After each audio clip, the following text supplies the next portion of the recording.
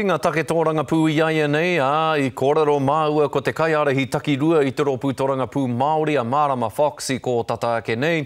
I mau ia i aia e karore haere ana i te rohe o Kahungunu, ko taku pātai tuatahi i hāngai ki te hapori o Waimarama. Ai tika tau kei te rohe o te Waimarama tēnei, kai roto i te takiwā o Ngāti Kahungunu, ki here taunga. I whakatū wēnei whare tēnei papakainga, solar power nei, tāhua nei, katahi kua hūneke te whānau ki roto i ēnei whare i tēnei wiki kua pahure ake nei. Nā reira ko koe rā te paihere o te Pāti Māori hei tautoko i ngā whānau te rapu whare. Ko te huri te upoko o Ngāti Kahungunu a ngā hiwi tō moana, kai pakehi Mavis Mullins hoki, ki te tautoko i tō whai i te tūru o te Ikaroa Rāwhiti. Mā reira, ka kāhaki koe i te tūru i ngā ringaringa o Reipa? He kaha te māngai o te Pāti Reipa ki tēnei takiwā o te rohe o te Tai Rāwhiti.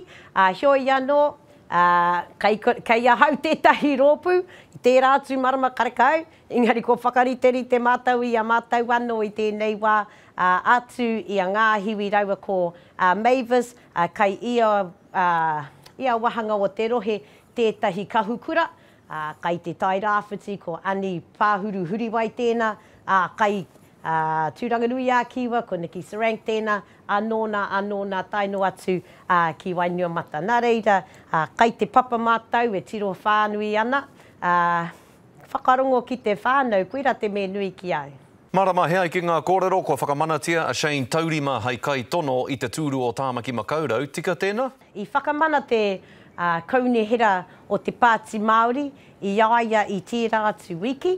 Nā reira, ko whakaritea ia i tētahi pō whakanui a i aia me tōna tira me ngā kaupapa kaimui i te aroaro o ngai tātou tiwi Māori tēnei wā. Kei te tautoko te rōpū tōranga pū Māori i te karanga, kia whakatewhatewha hia ngā take tūkino tamariki i roto i ngā whare tiaki tamariki o te kāwanatanga i ngā wā o mua.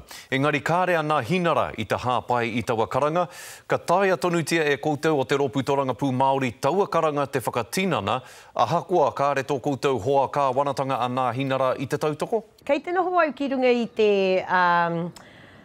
Justice and Electoral Select Committee, te kōmiti, e whakahaere ana i taua wahanga. I haere katoa mātou nā mema o Nahinara, me Lewisa Wall, haere katoa mātou ki Ahitereiria, te tiro atu ki tō rātou Royal Commission of Inquiry, kōrero mātou ki tō rātou komihana, me kaha tautoko mātou i te kōrero o te komihana nei, me whakaritea mātou i tētahi. Ki te kore, kai te huna tonu taua raru, kāre mātou i te kōrero mō ngā nekehanga kaimuri e ngā pakitaro o ngā whare o Aotearoa whānui nei.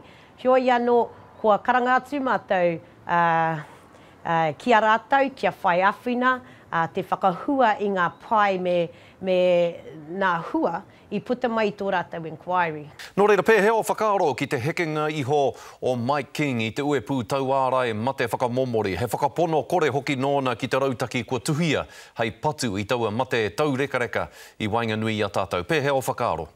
Kareo i te mōhio mena kai te raru te māhere whakahaere o rātou nā mahi. Engari kai te mōhio au ki tā te nā kau o Mike King.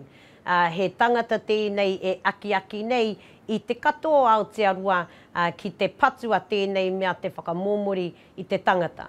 Nā reira, mena ka ki kāri i te pai, kai te whakapono atu au ki ana kupu.